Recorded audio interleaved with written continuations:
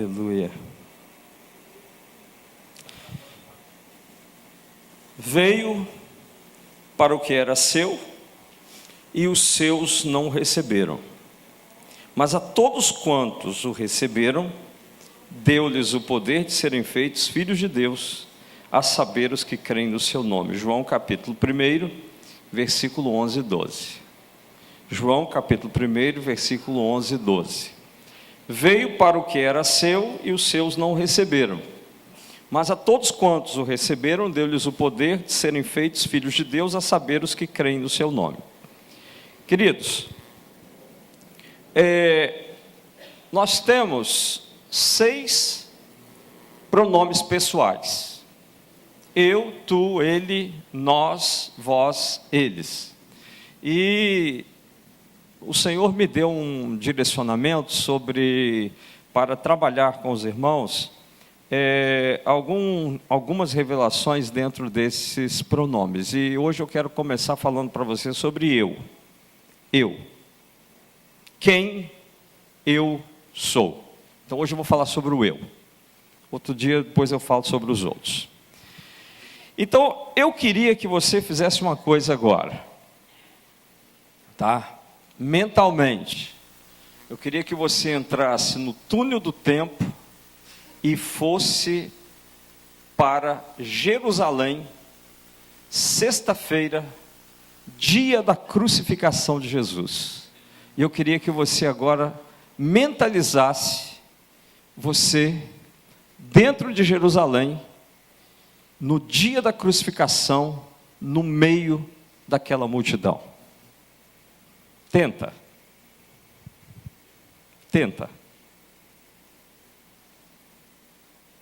Você em Jerusalém, no dia da crucificação. Minha primeira pergunta, e eu quero a sua resposta. Descreva para mim, tá? Como está Jerusalém nesse dia? Agitada. Mais o quê? Como você vê Jerusalém nesse dia?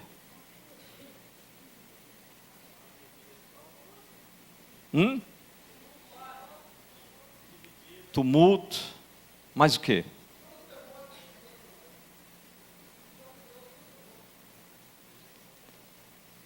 Sim, mais o quê?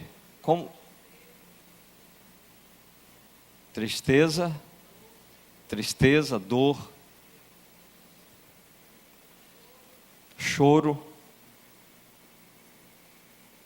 Agora, eu queria que você imaginasse que você fosse um repórter e estivesse em Jerusalém nesse dia, e você fosse fazer uma reportagem. Qual o título da reportagem que você daria?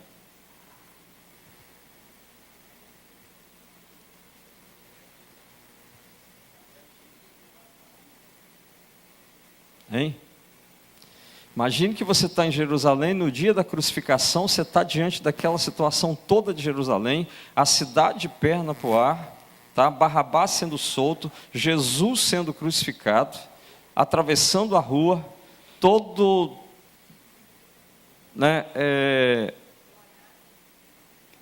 chicoteado, tá? Muito sangue, ele não aguenta ficar em pé, cai toda hora.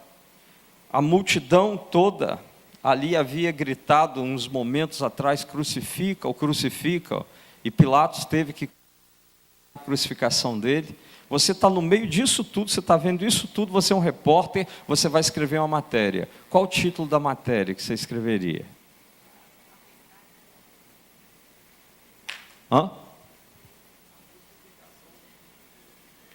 A crucificação do Filho de Deus. Então, para você, Jesus é Filho de Deus.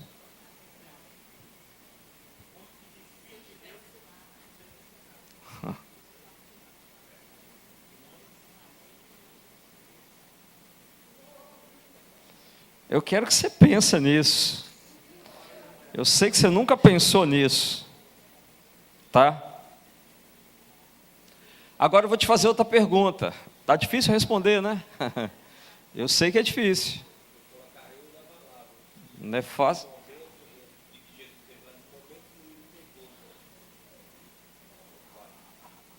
Porque vocês estão se reportando a Jerusalém com o conceito que você tem hoje. Tá?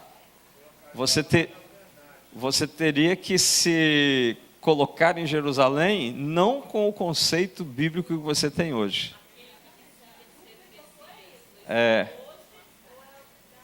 Não, você está lá na época. Eu vou dizer uma coisa para você.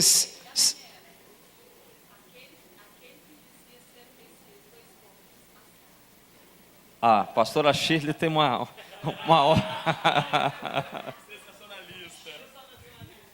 Aquele que dizia ser o Messias, aí 2 pontos bem grandes, desmascarado. Pensou? Vai vender muita tribuna. Mas eu queria que você entendesse que se eu e você estivéssemos lá naqueles dias, nós também estaríamos gritando, crucifica-o. Nós estaríamos no meio daquela multidão.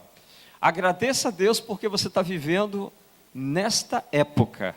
Porque se você vivesse naquela, provavelmente você estaria no meio daquela multidão. Tá? Querido, mas a minha pergunta agora, para poder... Eu estou te levando para um caminho, vamos nos aprofundar nisso. A minha pergunta para você é o seguinte: no meio daquela multidão agora, quem é você? Quem é você no meio daquela multidão? Qual é a sua identidade no meio daquela multidão? Quem realmente você é? Pensa nas pessoas que estavam lá. Que identidade eles tinham? Qual o destino deles? Quem eram aquelas pessoas? Agora coloque-se lá no meio deles. Quem é você no meio daquela multidão? Você tem alguma resposta para isso? Como você se identificaria no meio daquela multidão?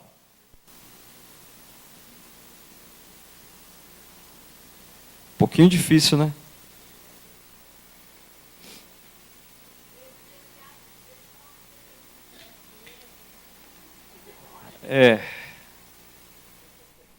O apóstolo Paulo, ele tem um conceito. E esse conceito de Paulo, eu acho que é um conceito que cai bem aqui. Lá em Romanos 3:23, o apóstolo Paulo diz assim: todos pecaram e todos estão destituídos da glória de Deus. Então, se você é uma pessoa, na sexta-feira, em Jerusalém, no dia da crucificação, quem é você? Um pecador. Um pecador. Certamente. Agora, se você é um pecador, está no meio daquela multidão, qual seria o seu destino? A perdição, o inferno. Tá? Muito bem. Agora, querido, eu quero uma coisa: saia desse túnel do tempo, saia de Jerusalém. Você não conseguiu me responder as perguntas, hein? Lembrando disso. Saia de Jerusalém e venha para cá, hoje, 2018, sentado aqui, nessas cadeiras da Igreja Batista de Filadélfia. Minha pergunta para você: quem é você?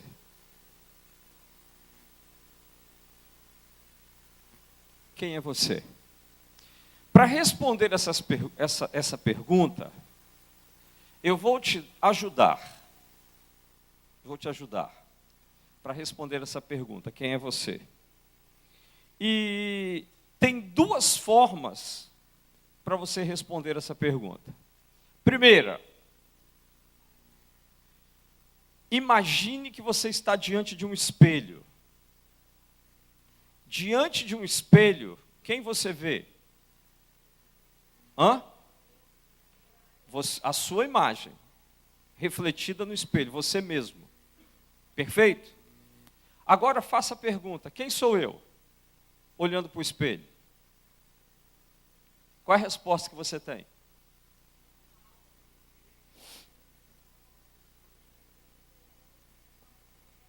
Mais o quê? Vamos lá. Quem é você? Olhando para o espelho. Tem gente que vai ver um cara bonito, né?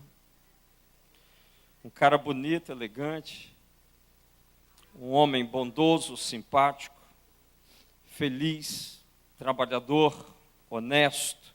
Quem veria isso? Alguém veria aí dessa forma? Amém? Glória a Deus. E as mulheres? Tá? Uma mulher dedicada, fiel, amiga, verdadeira, trabalhadora. Quem veria essa imagem? Amém?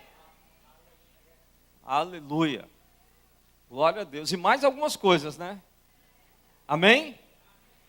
Glória a Deus. Tá. Agora faz o seguinte. Tira o espelho. Nós somos crentes, não podemos adorar a imagem. Tá? Então, tira o espelho. Eu queria que você agora tivesse uma visão de Jesus e visse o rosto de Jesus. Tá? Eu volto com a pergunta agora, você olhando direto nos olhos de Jesus, eu volto com a pergunta, quem é você?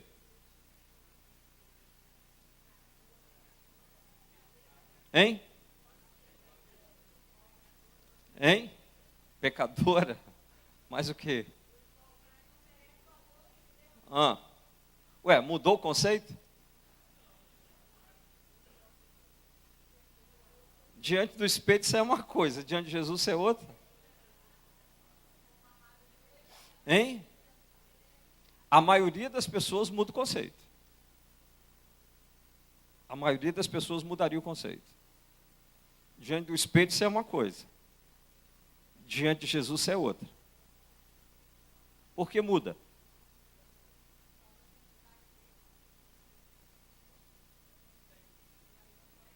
Hein? Porque diante de Jesus você está diante de alguém que conhece você por dentro, conhece o teu caráter. Olha como o espelho mente para a gente, né? Está vendo como o espelho mente para a gente? Tá? Diante do espelho a gente acha alguma coisa.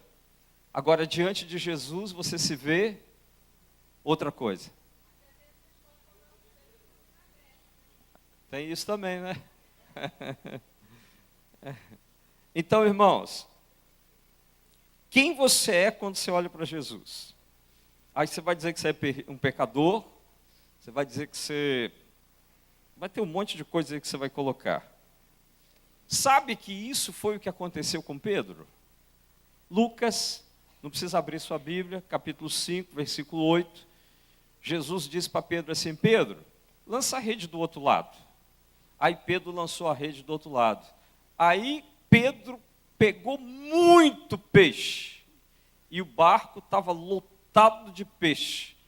Mas quando aconteceu esse milagre, Pedro olhou para Jesus.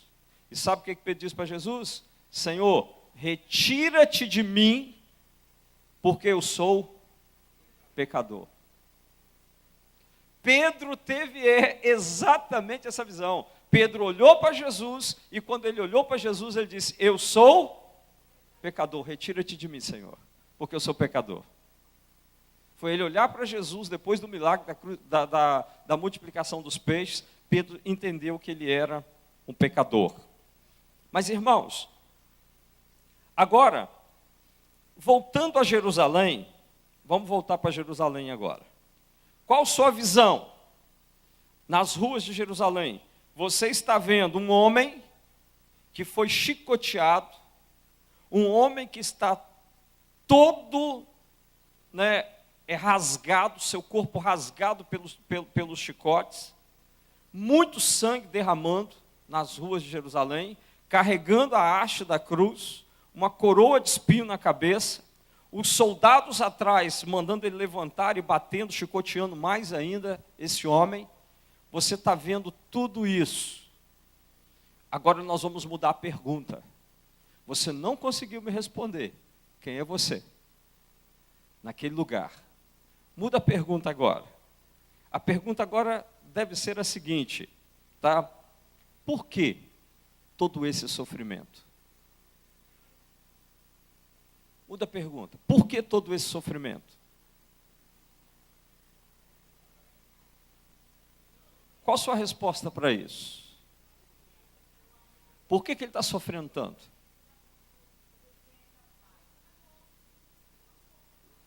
Tudo isso que vocês disseram, vamos resumir isso num versículo. João 3,16. Porque Deus amou, quando diz que Deus amou o mundo, Ele amou quem? Eu. Diga eu. Eu. Então minha pregação hoje é eu. Primeira pessoa do singular, pronome, eu. Então Deus me amou. Perfeito? Então por que ele está sofrendo tudo aquilo? Porque o Pai me amou tanto, viu que eu estava perdido, Ele enviou o seu Filho, tá?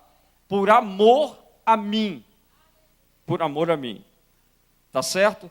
Então, diante dessa realidade, tá? Eu tenho a primeira resposta que você não me deu. Quem eu sou? A primeira resposta: eu sou amado do Pai.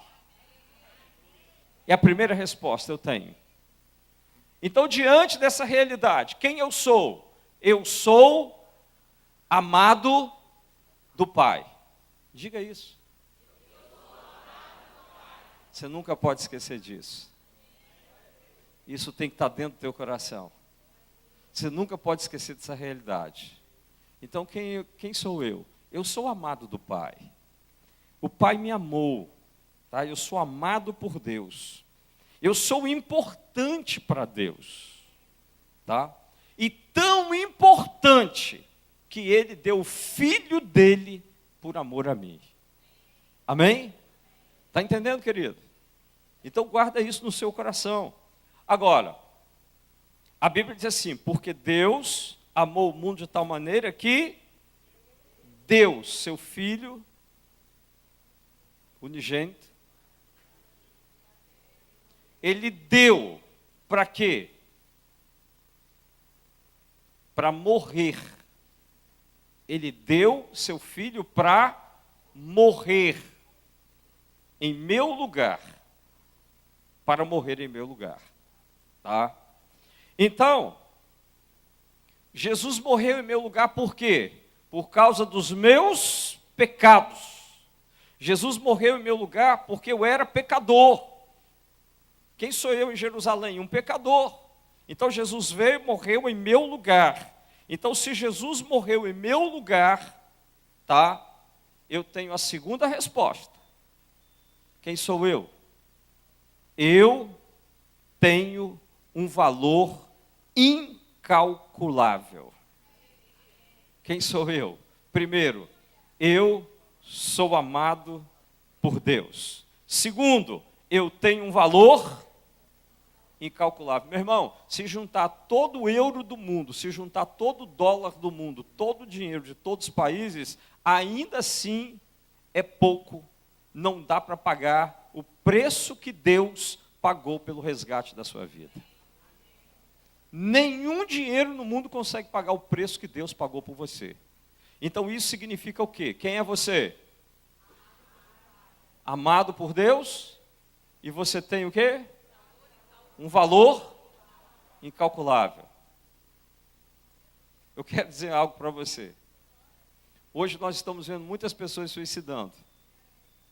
Por que as pessoas suicidam? Porque elas não conhecem o valor que Deus deu para elas, o valor da sua vida. Se você conhecer o valor que Deus pagou pela sua vida, é muito caro. É muito caro o preço. Ninguém tem condição de pagar o preço pela tua vida. Só Deus. E Ele pagou esse preço, dando o Filho dele para morrer em seu lugar. Então a minha vida, queridos, a minha vida, a sua vida, ela tem um valor incalculável. Calculável. O preço é muito alto. E o preço que foi pago foi o preço do sangue de Jesus. Então, a minha vida, ela valeu o preço do sangue de Jesus derramado na cruz. Então a vida humana vale mais do que o mundo inteiro.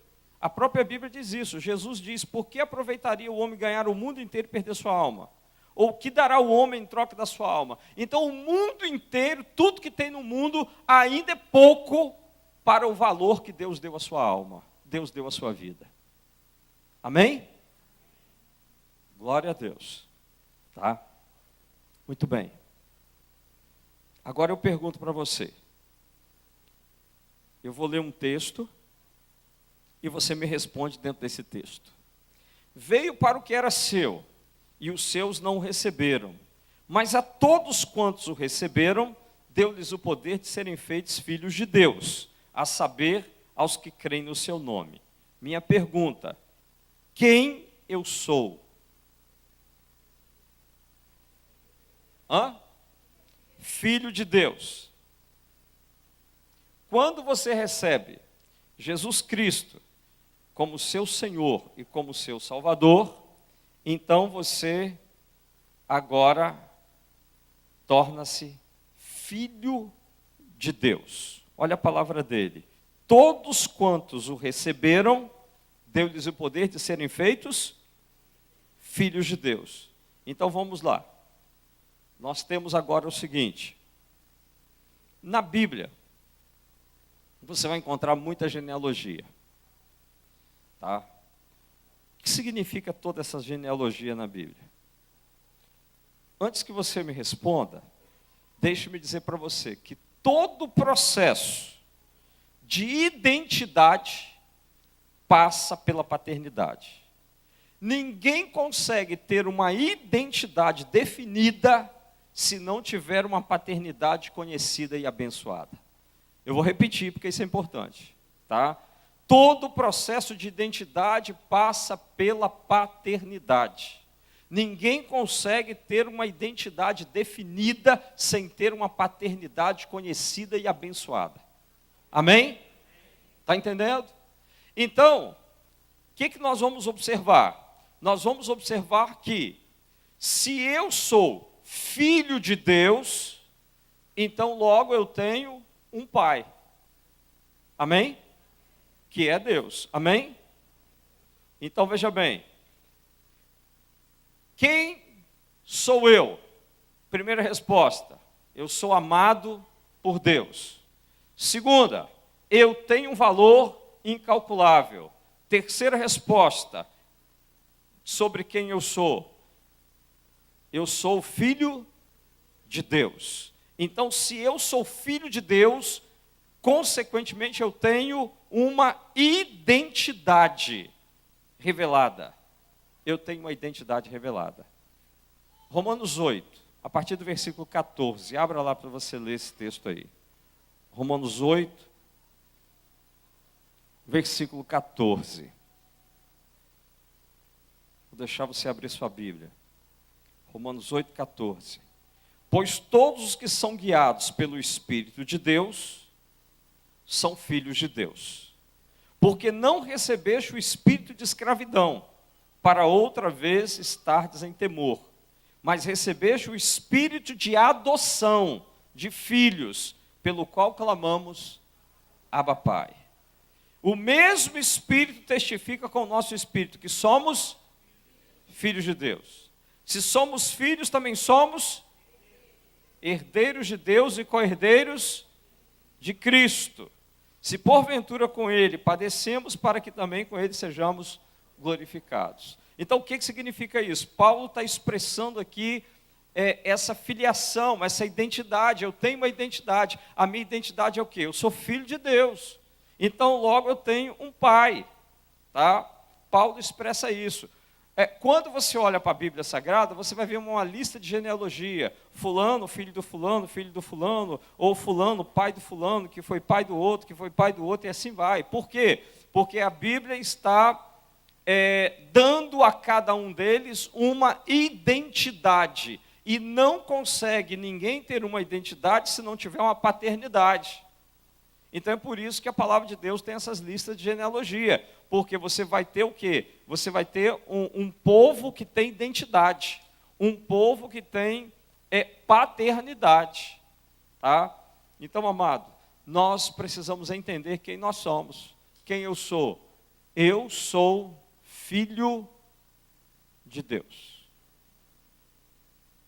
Posso ouvir amém? Glória a Deus. Muito bem. A pergunta que você não me respondeu.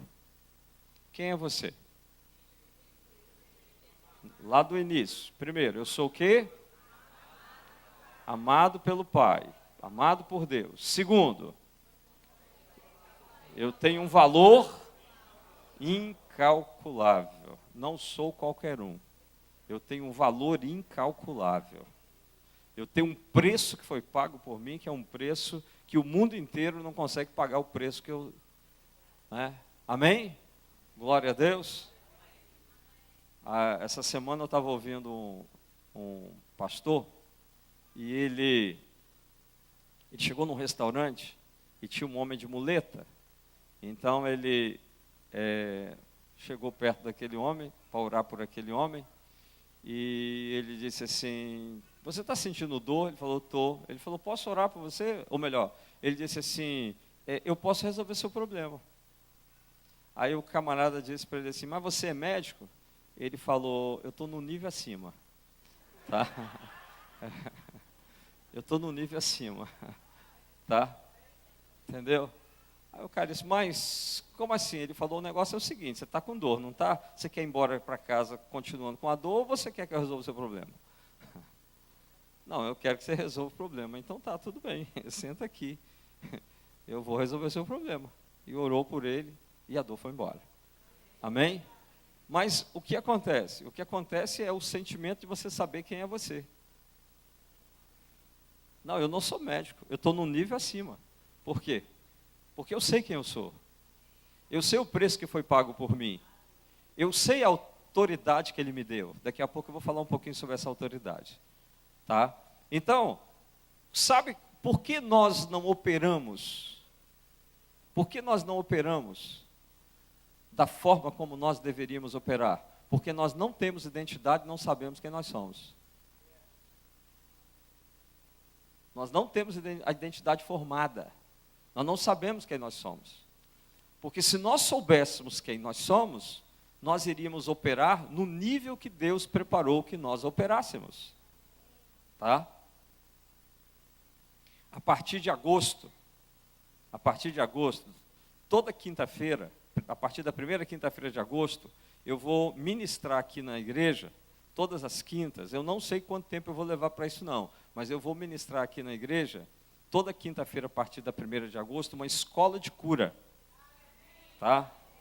Nós vamos entrar dentro da palavra para aprendermos sobre cura, ministrarmos cura, tá? E aqueles que querem ser curados e aqueles que querem aprender a ser usados pelo Espírito Santo para ser curado, então venha que nós vamos entrar nesse negócio. Mas a primeira coisa disso é você saber a sua identidade.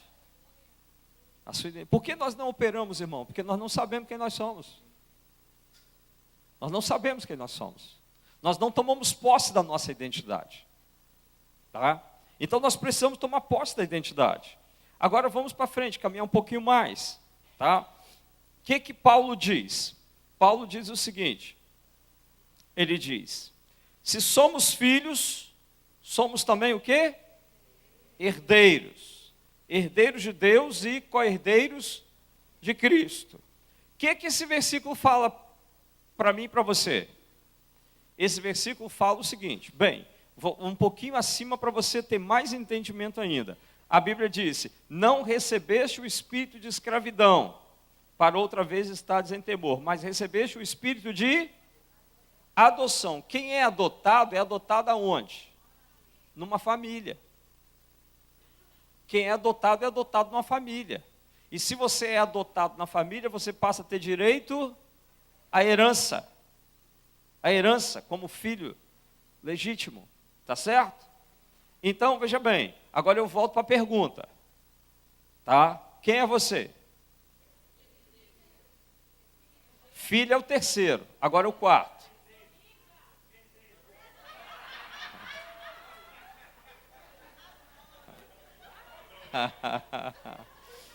Aleluia.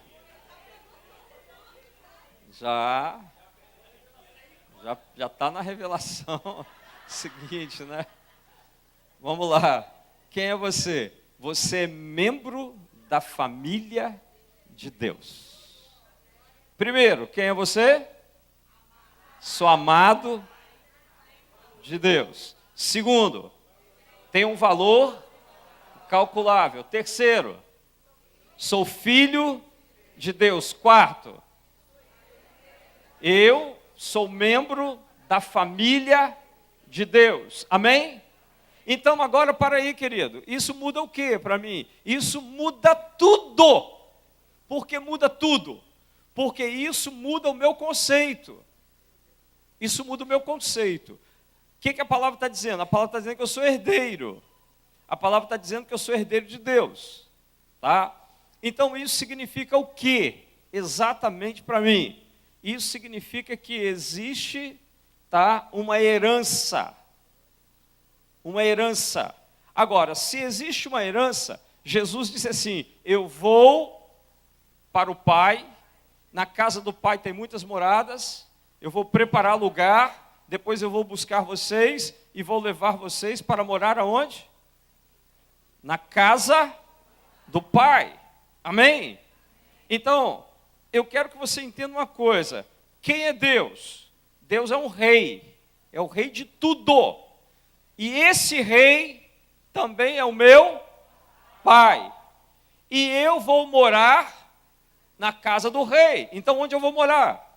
Num palácio. Amém? Está entendendo? E eu tenho direito a toda a herança do meu Pai. Agora, querido, por que isso muda? Isso muda porque o conceito hoje que roda na nossa cabeça é ter e ter tudo aqui. Você trabalha para ter carro novo, você trabalha para ter celular, você trabalha para querer casa nova, apartamento, você quer tudo aqui, você quer que Deus te dê tudo aqui.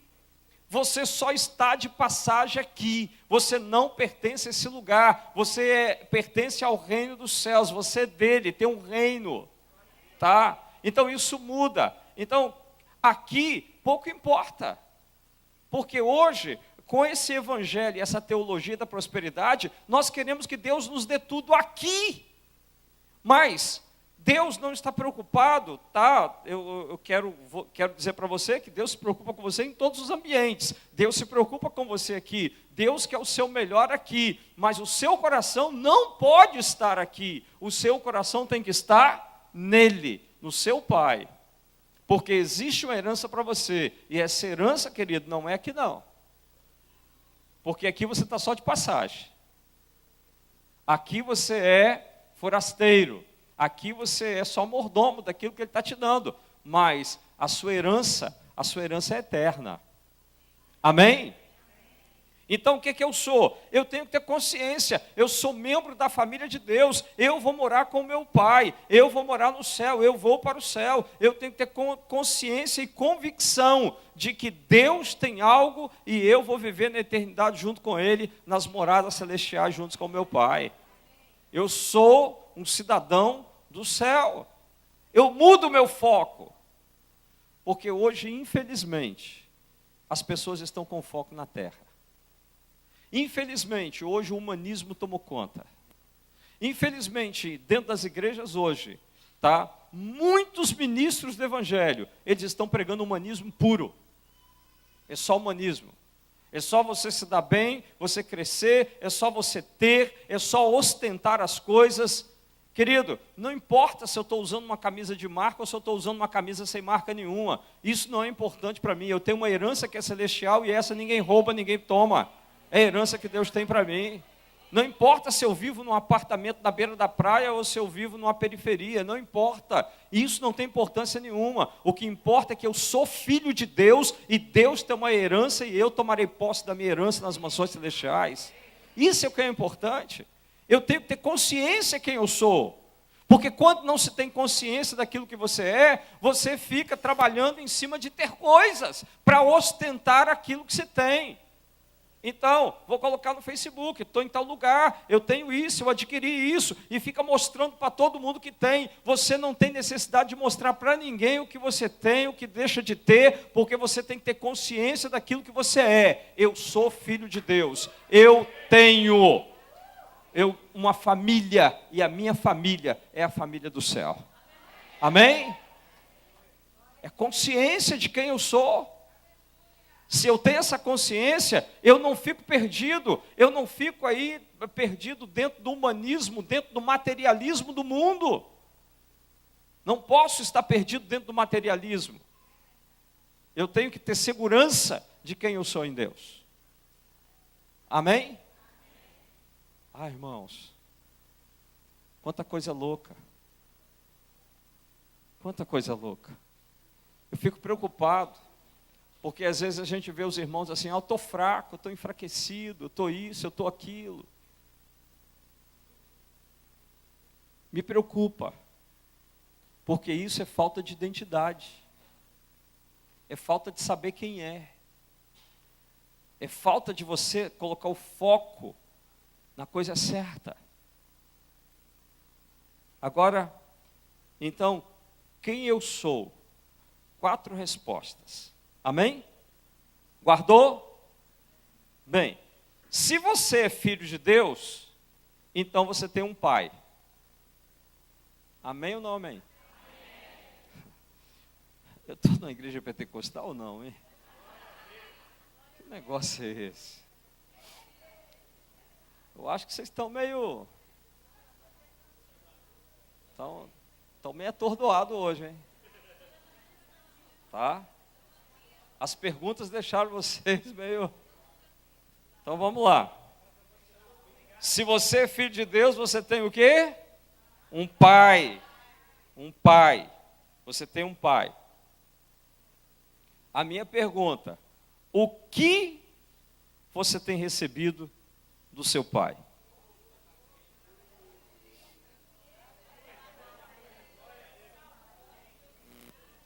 Então, para aí, vamos devagar.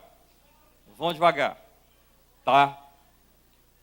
Um verdadeiro pai, ele dá 3 coisas. Eu só coloquei 3. Assim, tem muito mais, mas 3. Para a gente poder não ter... Meu tempo é pouco.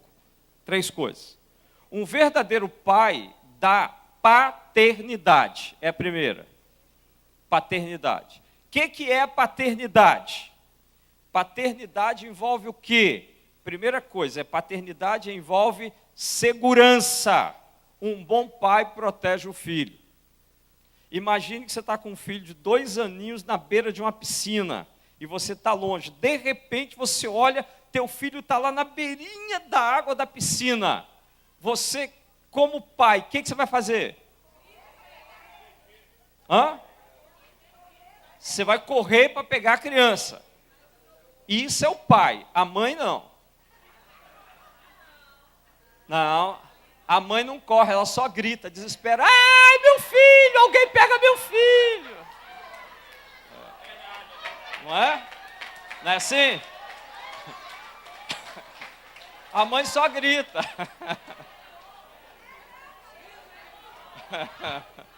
Mãe grita.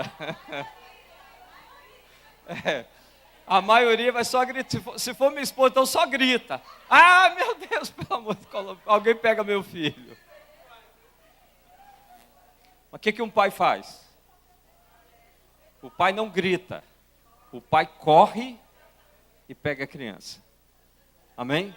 O que um bom pai faz? Ele dá segurança ao filho. Segurança. A minha pergunta: Deus é um bom pai? Qual a segurança que Deus nos dá? Ainda que eu passe pelo vale da sombra da morte, não temerei mal nenhum, porque tu estás comigo. Ele dá segurança. Aleluia. Então, o que eu tenho de Deus? Paternidade, segurança. Segunda coisa que a paternidade dá é suprimento. Suprimento. Um bom pai não coloca o alimento na mesa? Um bom pai não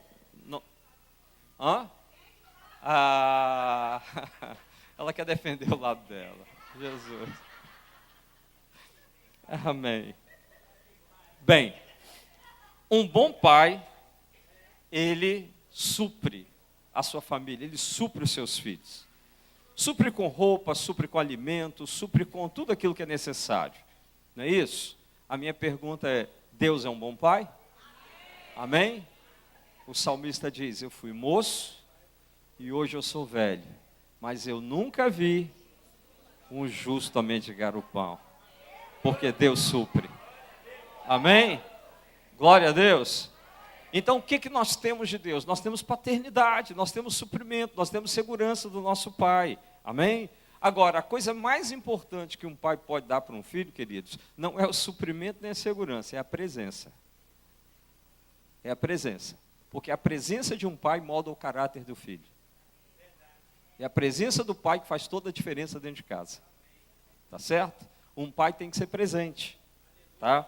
Um pai tem que ser presente em todas as fases da vida do filho. Meu filho é casado, está lá na Tailândia, mas toda semana ele conversa comigo. Eu tenho que estar presente na vida dele, orientando, mesmo depois de casado. Mas ele ainda pede orientações. Então, um pai precisa ser presente na vida de um filho. Um pai precisa ser presente em todas as fases da vida de um filho. E a minha pergunta, Deus é presente na sua vida? Eis que estarei convosco todos os dias, até a consumação dos séculos. Ô glória! Amém? Então esse pai está presente. Esse pai nos dá paternidade. Então por que eu estou dizendo tudo isso para você?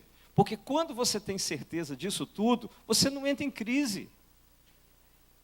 Você não entra em crise. Ah, estou desanimado. Ah, estou isso. Ah, estou aquilo. Ah, estou querendo morrer. Gente, quero morrer, quero desistir da vida, não sei o que tem lá. É porque não conhece, não tem identidade, não sabe quem é o pai. Está entendendo, irmão? Porque se nós tivéssemos a certeza de quem nós somos, não tem essas crises, não. Tem essas crises, não. Tá? Mas tem uma outra coisa que um pai ainda faz na paternidade. Um pai abençoa, ele libera bênçãos, libera a palavra de bênçãos. E você recebe as bênçãos de Deus todo dia? Amém? Ah, quantas bênçãos. O pai libera a bênção para você toda hora. Todo momento. Aí, o coral já está ali. Ó. Amém. Aleluia. Quanto Deus já fez. Amém. São muitas bênçãos, né? Então, um pai, o que você tem recebido do seu pai? Paternidade. Paternidade, que envolve segurança, suprimento, presença e bênção. Agora, a segunda coisa que você recebe de um pai, do nosso Pai Celestial, é autoridade de filho. Como assim, pastor? Fácil. Fácil. Quem aqui tem no seu sobrenome, o sobrenome do seu pai? Tem? Amém? Você, no seu nome, no seu sobrenome, você tem o sobrenome do seu pai. Tá? Jesus veio. Quando Jesus estava com os discípulos, Jesus disse assim, eu vou dar para vocês autoridade no meu nome. Vocês terão autoridade no meu nome. 7 vezes no livro de João, Jesus diz assim, tudo que você pedir ao Pai, em meu nome, Ele vô-lo concederá. Amém? Então, quando você faz parte da família de Deus, tá? Você recebe a paternidade de Deus, mas você recebe também o nome de Jesus. Amém? Você recebe o quê? O nome de Jesus. E através desse nome, Porque nesse nome há poder, através desse nome você tem autoridade.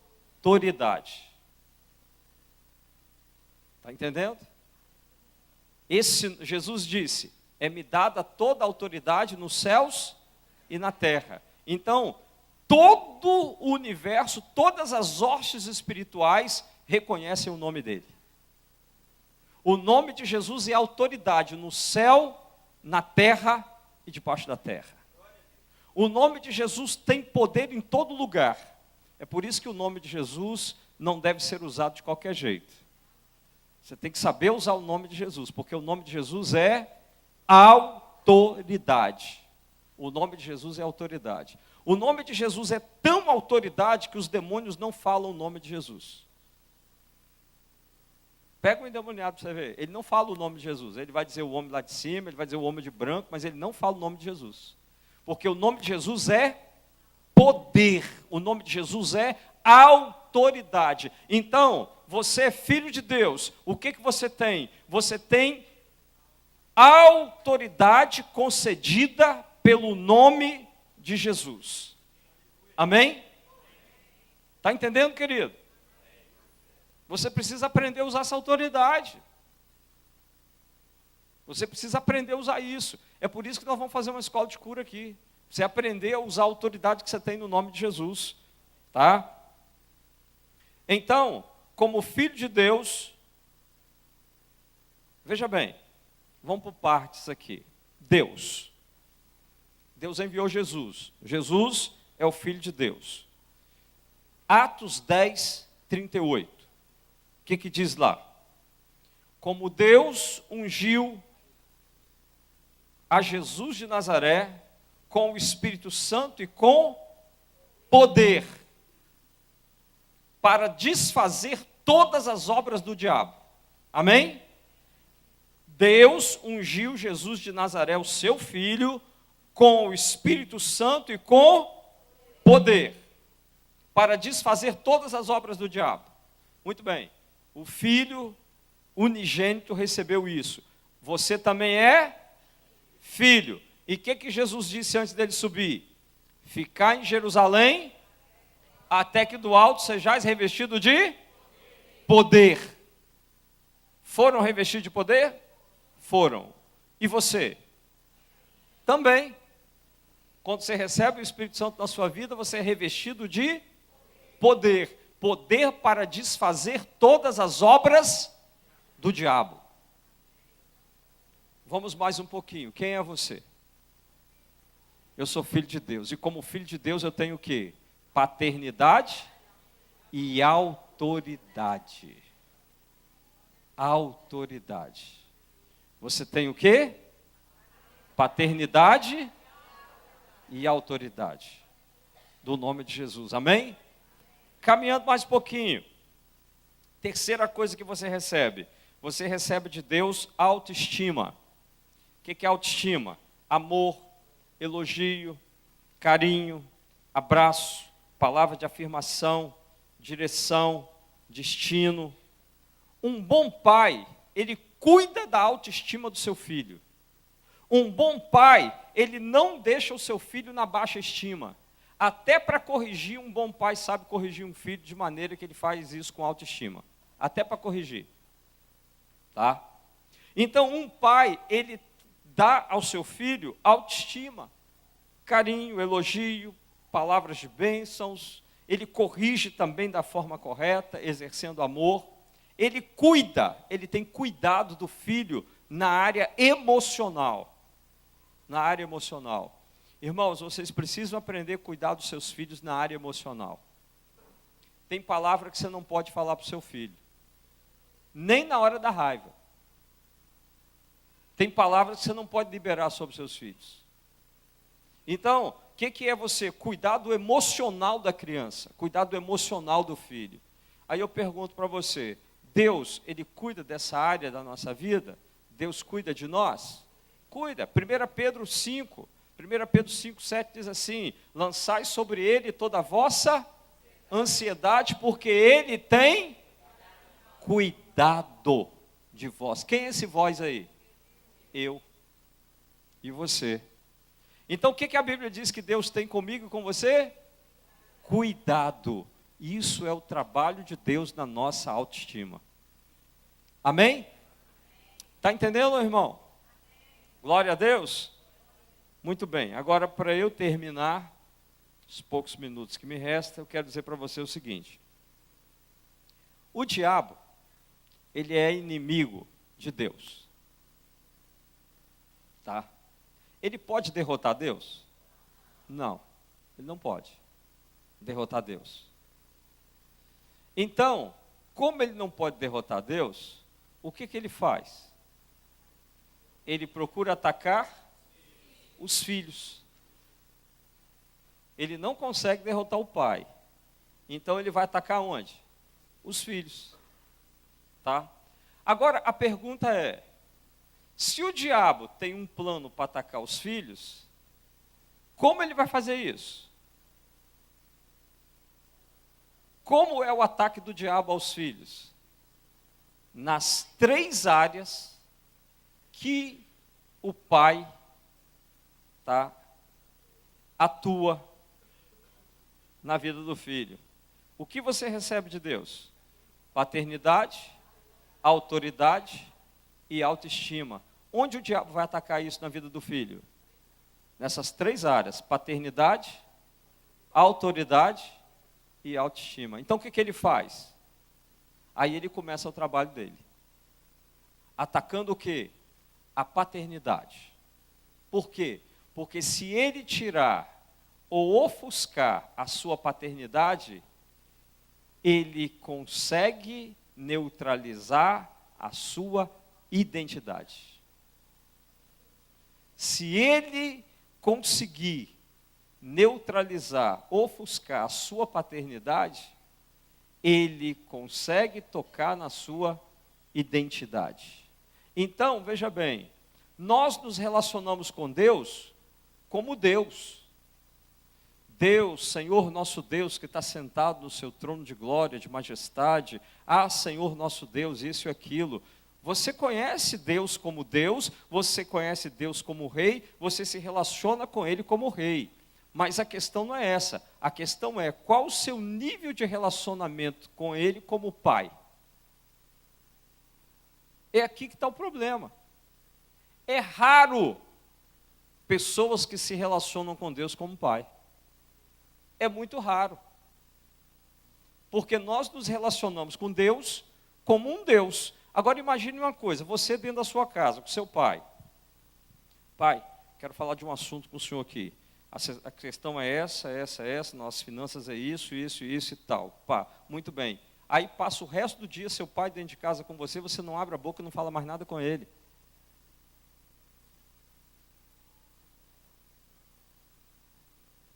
É assim que funciona? Não. Não é assim não. Dentro de casa, o seu filho, como eu vejo lá o meu neto lá com o Diego, é o tempo inteiro. O pai está em casa, é o tempo inteiro. Pai, vão brincar. Pai, vão jogar isso. Pai, vão no cinema. Pai, vão não sei aonde. Pai, vão fazer aquilo. Pai, vão lanchar. Tá? O filho é o tempo inteiro chamando o pai para pequenas coisas. Aí eu pergunto para você, quantas vezes você foi no McDonald's lanchar com Jesus?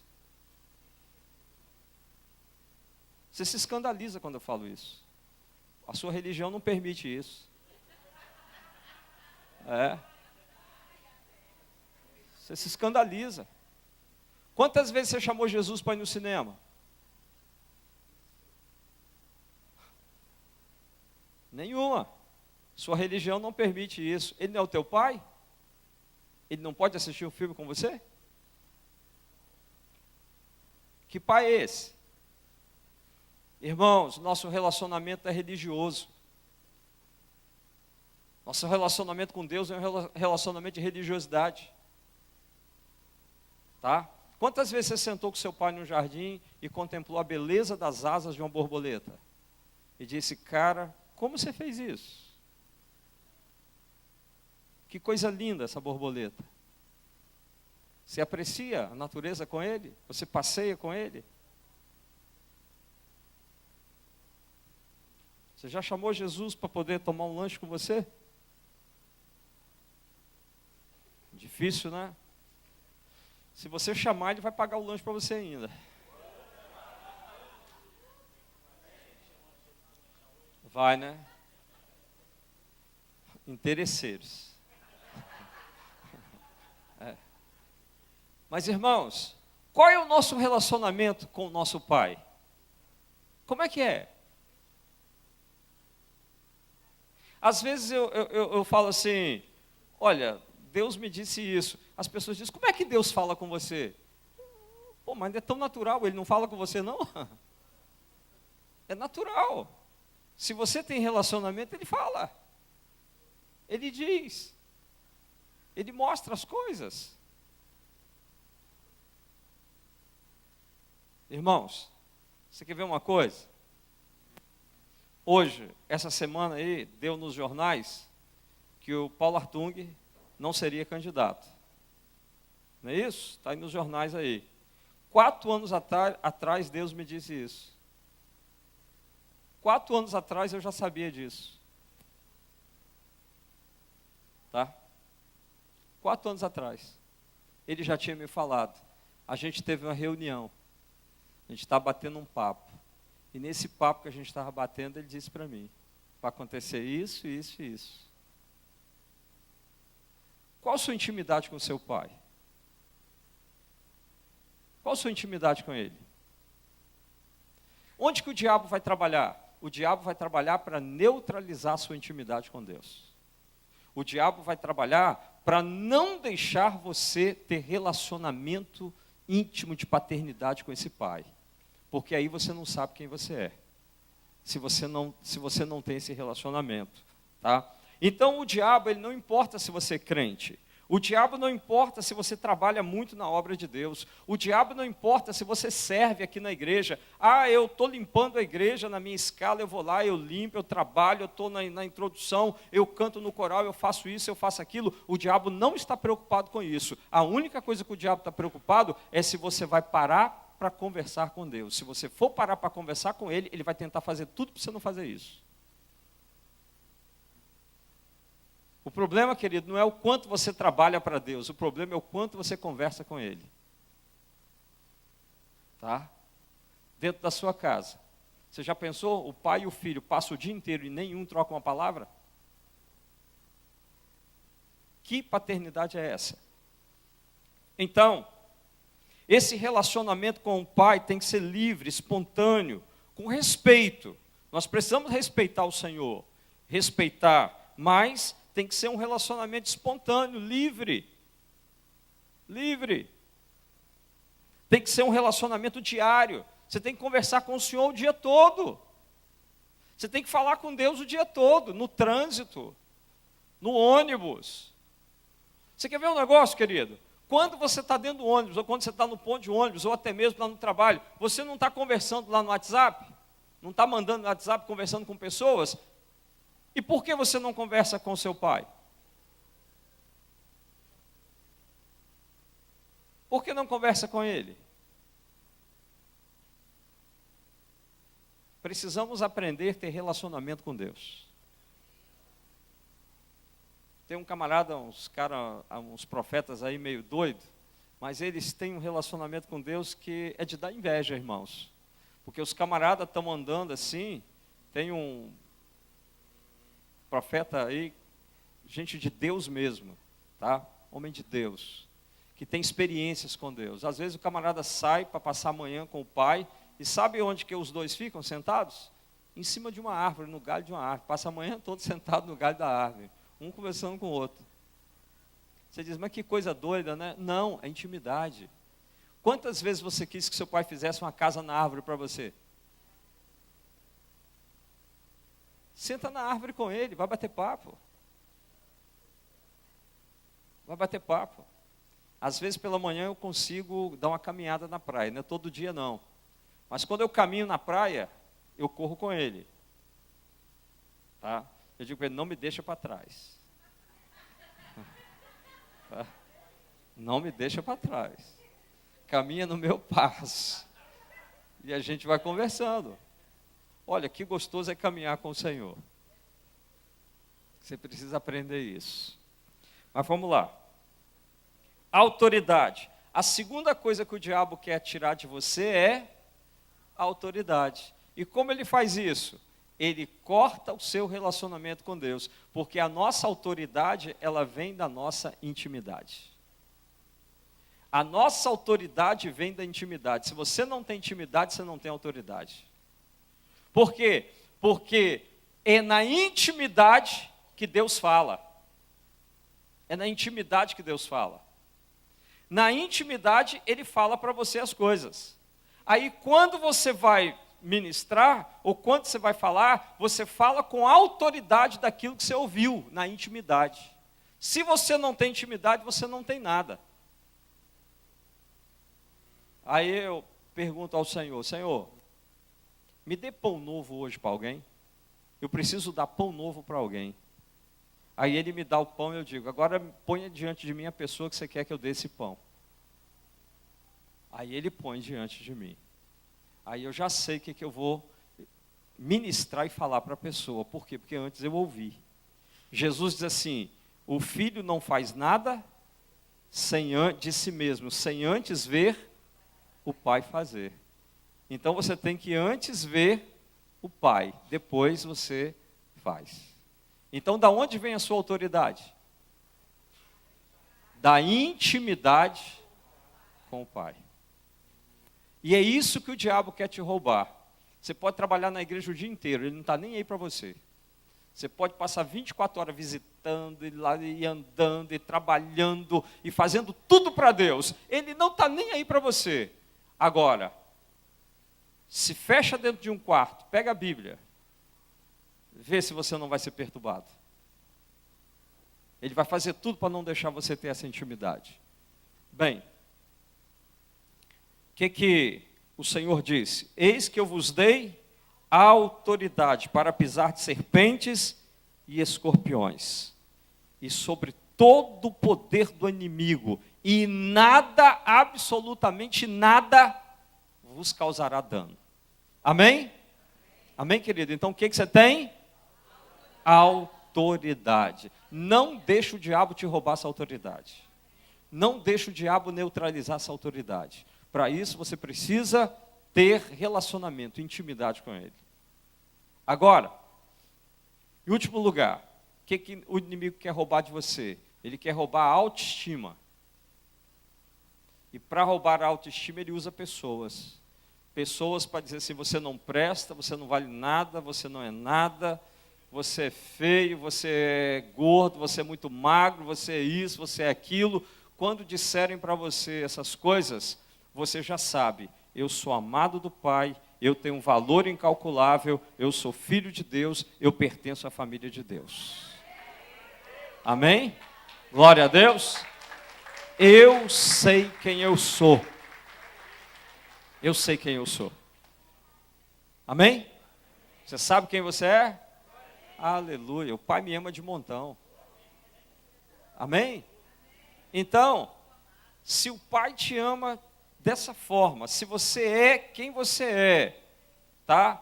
Aí eu pergunto, por que você vai deixar entrar dentro do seu ouvido palavras de baixa estima, palavra daquilo que você não é, e você vai começar agora a ver o mundo dessa forma como o foco de Satanás? Irmãos, eu não entendo.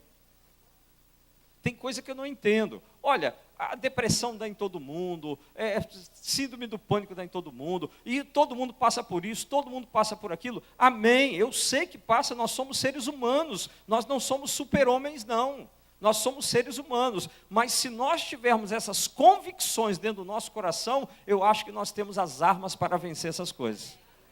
Não é que ela não vem, não é que ela não vem. A depressão vem, a angústia vem, a tristeza vem, a falta de motivação vem, tudo isso vem, mas na hora que vier, eu sei quem eu sou. Amém? Eu sei quem eu sou, e eu sei onde eu estou firmado. Amém? Então, irmãos, eu não estou dizendo que crente é super crente, não. Eu não estou dizendo que a gente aqui não tem essas coisas, não. Mas eu só estou dizendo para você que na hora que vier, você tem dentro de você os conceitos corretos. Amém? Eu sou filho. Quem é filho? Os filhos fiquem em pé.